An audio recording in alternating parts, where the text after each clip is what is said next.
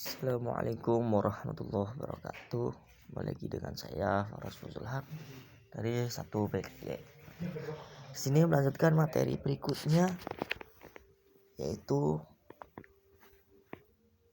SDT atau Self Determination Theory. Apa yang dimaksud dengan teori determinasi diri atau Self Determination Theory? Sebelumnya mohon izin semua, mohon izin pada beliau Ibu dosen Bu Rinda Widyaningsih SFIL-MA. Teori determinasi diri atau Self Determination Theory yang dia biasa disebut dengan SDD adalah teori motivasi yang komprehensif melalui membedakan motivasi intrinsik dengan motivasi ekstrinsik. Apa yang dimaksud dengan teori determinasi diri atau Self Determination Theory? Nah, di sini saya ambil dari searchingan Google. Jadi, determinasi diri adalah sebuah pendekatan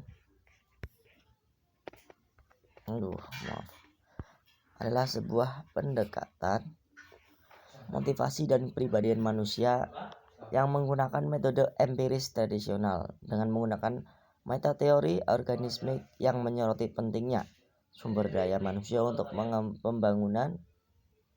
pengembangan kepribadian dan perilaku regulasi diri menurut Ryan Hall dan Deci pada tahun 1997, atau teori empiris yang berasal dari motivasi dan kepribadian manusia dalam konteks sosial yang membedakan motivasi di bagian yang otonom dan terkontrol. Dengan demikian tadi, arena ini adalah penyelidikan seseorang dengan kecenderungan pertumbuhan dan kebutuhan psikologis bawaan yang merupakan dasar untuk integrasi motivasi diri dan kepribadian, serta untuk kondisi yang mendorong proses-proses yang positif. Induktif menggunakan proses empiris telah mengidentifikasi tiga kebutuhan tersebut, yaitu kebutuhan kompetensif menurut Herter pada tahun 1978 dan menurut White pada tahun 1963. Keterkaitan oleh Baumeister dan Lowry pada tahun 1995, Rees 1944, dan otonomi menurut The Charms pada tahun 1968, Deci menurut Deci pada tahun 1975, yang tampaknya penting untuk memfasilitasi fungsi optimal dari kecenderungan alami untuk pertumbuhan dan integrasi, serta untuk pembangunan sosial konstruktif dan kesejahteraan pribadi. SDT atau teori determinan diri adalah teori besar dari motivasi manusia, perkembangan kepribadian dan kesejahteraan.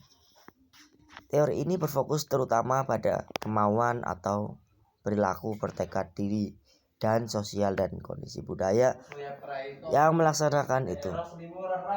SDT juga mendalikan suatu dasar kebutuhan psikologi yang universal, yaitu apa saja? Kemandirian, kemampuan berhubungan, pemenuhan yang perlu dipertimbangkan, dan kebutuhan yang penting kesehatan manusia tanpa memperdulikan fungsi budaya atau tahapan perkembangan. SDT atau determinan diri Self Determinant Theory adalah motivasi intrinsik, keadaan yang berasal dari dalam diri individu yang dapat mendorong melakukan tindakan tujuan yang individu inginkan sendiri. Dalam determinasi diri menunjukkan seseorang untuk mencari pengetahuan yang baru, tantang dalam diri sendiri, menemukan hal-hal yang baru yang pada akhirnya akan diterapkan dalam kegiatan dan tindakan seseorang yang akan dilakukan sesuai dengan kebutuhan. SDT tadi atau self determination, yang artinya teori deter, determinasi diri menurut Deci dan Ryan pada tahun 2002 dalam Muller et al. Tahun 2006 adalah teori motivasi yang komprehensif melalui membedakan motivasi intrinsik dengan motivasi ekstrinsik. Motivasi intrinsik ditetapkan oleh individu sendiri yang tidak dicampuri oleh pengaruh dari luar dirinya. Sebaliknya juga, motivasi ekstrinsik bersifat instrumental karena tindakan individu dilakukan dalam kendali pihak di luar diri individu. Dengan demikian, SDT atau self-determination dapat disimpulkan sebagai kemampuan kontrol perilaku yang berasal dari dalam diri individu yang bukan dari luar diri individu, dimanapun keputusan tidak dipengaruhi oleh faktor eksternal dan kecenderungan individu untuk mencari pengetahuan baru tentang diri sendiri yang nantinya akan diterapkan dalam kegiatan yang berhubungan dengan orang lain. Jadi begitulah kesimpulan dari SDT atau self determination yang punya arti teori determinasi diri atau pengakuan atas bersifat intrinsik kontrol perilaku. Di sini juga determinasi diri tuliskan bahwa mempunyai arti kemampuan diri dalam mengidentifikasi dan mencapai tujuan berdasarkan pengetahuan dan penilaian individu terhadap dirinya sendiri.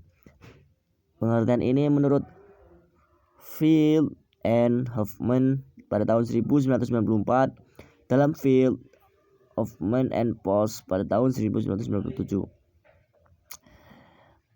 Oleh Wehmeyer diartikan pada tahun 1993 determinasi diri sebagai penyebab utama di dalam kehidupan seseorang untuk mempunyai kebebasan dan kendali dalam membuat pilihan dan keputusan tentang bagaimana mengerjakan pekerjaannya sendiri.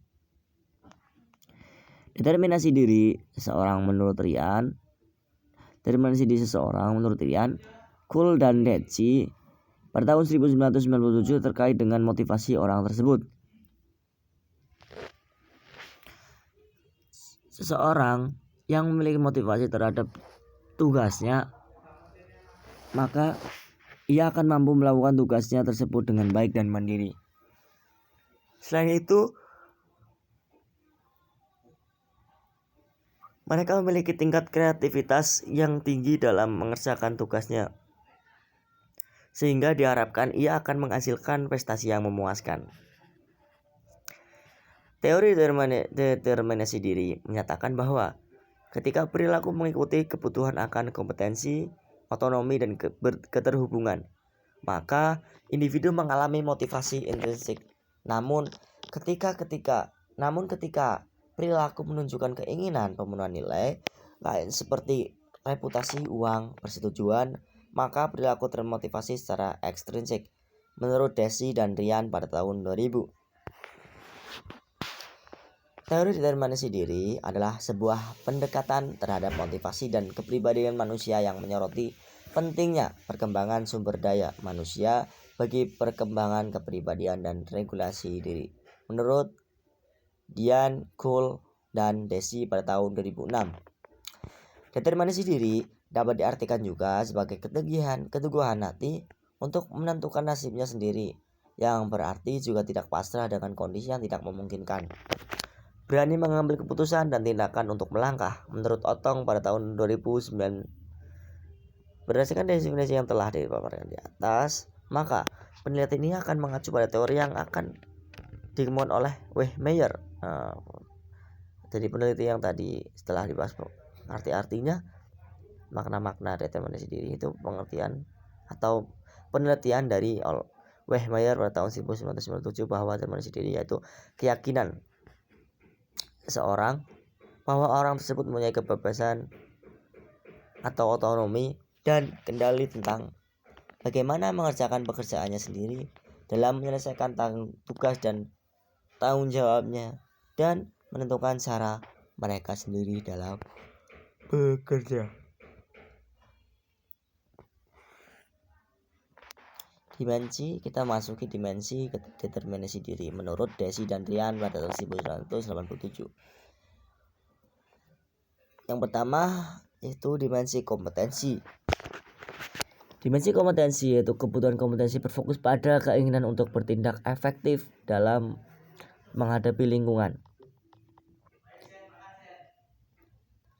Kebutuhan kompetensi membuat individu lebih tertarik, terbuka, dan belajar lebih baik dalam beradaptasi dengan tantangan baru. Selanjutnya ada kemandirian.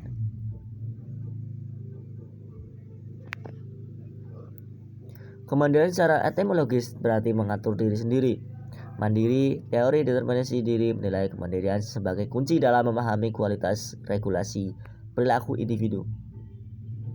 Kebutuhan otonomi mengacu pada kebutuhan untuk merasakan kontrol, bertindak sebagai agen atau penyebab perilaku mandiri, atau memiliki otonomi dalam interaksi dengan lingkungan, atau suatu persepsi lokus kualitas internal dari sudut pandang persepsi penyebab oleh Rian dan Desi pada tahun 2000 dalam Sang Pentrik Misi pada tahun 2012. Individu-individu memiliki suatu kebutuhan psikologis pokok untuk mengalami perasaan otonomi dan perasaan kontrol. Otonomi berkaitan dengan keberadaan individu secara mandiri. Jika dikaitkan dengan pengambilan keputusan, individu mampu mengambil keputusan sendiri bagi dirinya. Selanjutnya ada dimensi keterhubungan. Dimensi keterhubungan, kebutuhan keterhubungan berfokus pada kecenderungan universal untuk berinteraksi, rasa terhubung, merasa terlibat, dan untuk merasakan pengalaman kasih sayang dan kepedulian terhadap orang lain. Kebutuhan keterhubungan dapat menjadi sarana internalisasi perilaku dan nilai menjadi kelompok sosial. Relasi berkaitan dengan hubungan seorang dengan orang lain menurut Image dan Rian 2009. Kebutuhan keterkaitan atau relatedness mengacu pada kebutuhan untuk menjadi bagian dari suatu kelompok atau kadang-kadang dinamakan kebutuhan kecocokan sosial atau belongingness. Menurut Sang Pentrik Mitch pada tahun 2012. Terima kasih, sekian tentang SDT atau Self Determinant Theory atau teori